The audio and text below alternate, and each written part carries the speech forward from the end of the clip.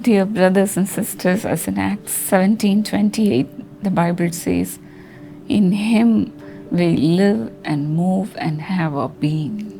मेरी प्रिय भाइयों और बहनों, जैसे कि प्रेरितों के काम 17:28 में कहा गया है, हम उसी में जीवित रहते हैं और चलते फिरते हैं और स्थिर रहते हैं। The power for every action and thought comes from the Lord. हाँ, हर एक विचार और हर क्रिया के लिए जो सामर्थ्य आती है वो हमेशा हमें प्रभु के पास से मिलती है। We literally move in Him. हाँ, हम वास्तविक रूप से उसके द्वारा अगुवाई किए जाते हैं। Every action, every thought comes from Him. और हर एक जो क्रिया, हर एक जो विचार है, हमें प्रभु के ओर से आता है। Philippians 2:13 says, God is working in you, giving you the desire and the power to do what pleases Him. फिलिपियों 2:13 में बाइबल इस तरह से कहती है, परमेश्वर ही है जिसने सुनिश्चय निमित्त तुम्हारे मन में इच्छा और काम दोनों बात करने का प्रभाव डाला है। When we are filled with the presence of God, हाँ, जब हम प्रभु की उपस्थिति से भरे रहते हैं, the Lord will not allow us to do anything by ourselves. हाँ, प्रभु कभी हमको अकेला नहीं छोड़ेंगे कि कोई भी काम अपने आप करे।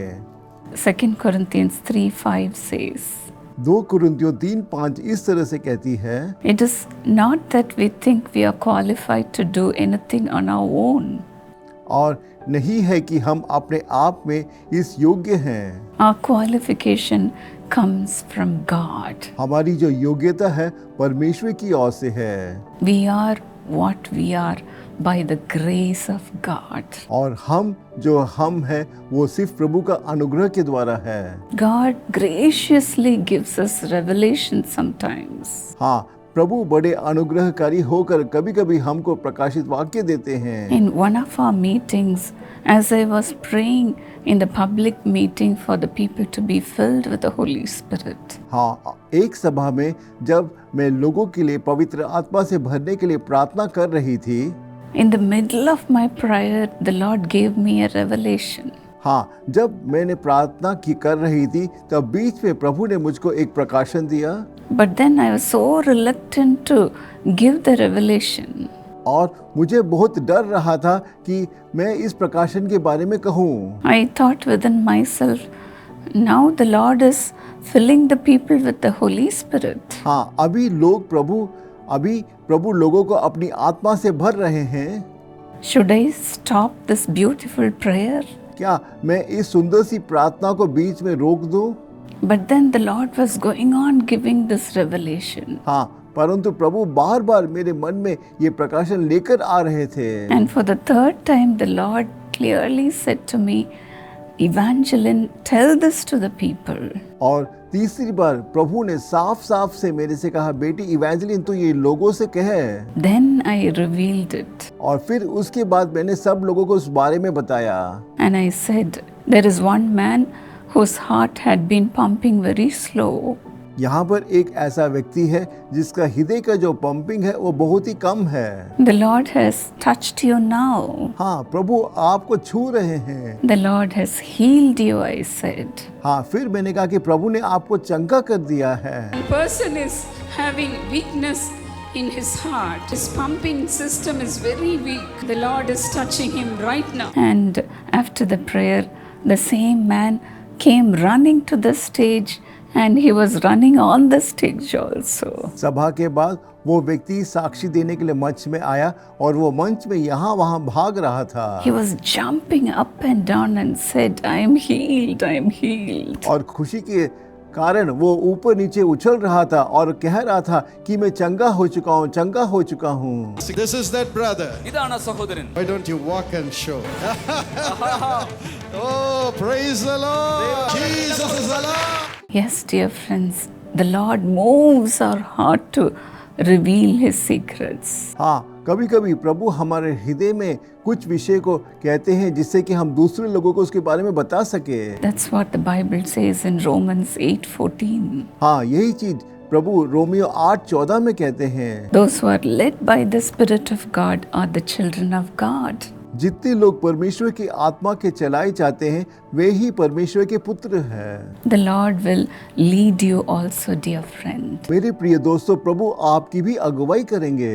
You are the child of God. हाँ, आप परमेश्वर के पुत्र हैं। Ask God to give you revelations. हाँ, आप प्रभु से कहिएगा, प्रभु आपसे बात करके आपको प्रकाशन दे। Ask God to move you in spirit. हाँ, आप प्रभु से कहिए कि वो आत्मा में आपकी अगुवाई करे। Ephesians 2:10 says, और इफिसियन 2:10 कहता है, You are God's handiwork created in Christ Jesus हाँ, आप मसीह के द्वारा, उनके हाथों के द्वारा बनाए गए व्यक्ति हैं, to do good works. जिससे कि आप भला कार्य करें। You are created by God. हाँ, प्रभु ने आपको रचना की है।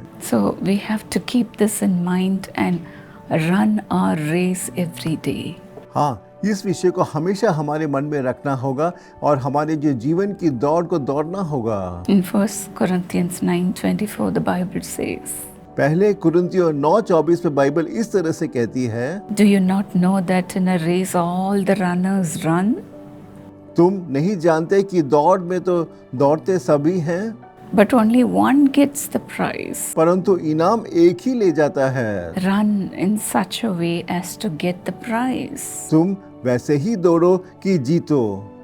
Work out your salvation इसीलिए आपके उद्धार के लिए आप दौड़िएगा। with fear and trembling. आप अपने मन में भय और कंपन के साथ, Run in such a way to get the prize. हाँ, आप इस तरह से दौड़े जिससे कि आपको इनाम मिले। Then the Lord will move your heart to be a blessing to others. हाँ, प्रभु फिर आपके हृदय में क्रिया करेंगे और आपको दूसरे लोगों के लिए आशीषमय बनाएंगे। Loving Heavenly Father, fill your people, Lord, with overflowing measure. हे प्रेमी परम पिता, आप अपने लोगों को अत्यधिक रूप से अपनी आत्मा से भरिएगा। Lord, do not allow them to move by themselves. हे प्रभु, उनको उनके जीवन में अपने आप कोई कार्य करना ना दे। Lord, make them run the race with you in their hearts, O God. हे प्रभु, वो अपने हृदय में आपको लेकर उनके जीवन की जो दौड़ है उसको दौड़े प्रभु। Father, help them to fix their eyes upon you. हे प्रभु, वो अपनी आंखों को आपके ऊपर स्थिर रखे। Lord, help them to live in you. हे प्रभु, आप वो लोग आपके अंदर जीवित रहे। Help them to move in you, Lord. हे प्रभु, वो आपके साथ दौड़े प्रभु, To have their whole being in you, O God. जिससे कि उनकी जो पूरी जो आत्मा है आपके अंदर हो Nothing of the evil one should ever touch them, Lord. और इस संसार के कोई भी विषय या शैतान कभी इनको छू ना सके। Not even the fleshly desire should come to them, Lord. हे प्रभु, इस संसार की कोई भी शारीरिक इच्छा इनके मन में कभी ना प्रवेश करे। Fill them with your beautiful, sweet presence. हे प्रभु, आप इनको अपनी मधुर उपस्थिति से भर दीजिएगा। Lord, make them a different people, Lord. हे प्रभु, आप उनको एक अलग व्यक्ति बनाइएगा। Right now, let a new anointing come upon them. हे प्रभु, इस वक्त उनके ऊपर एक नया अभिषेक आए। New revelations come upon them. हे प्रभु, आप अपने वचनों के द्वारा नया प्रकाशन दीजिएगा। Fill them with your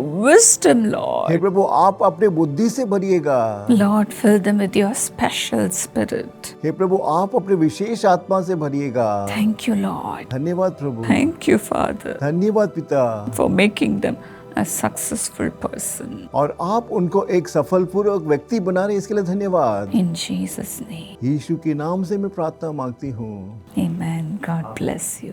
आमीन। प्रभु आपको आशीषित करे।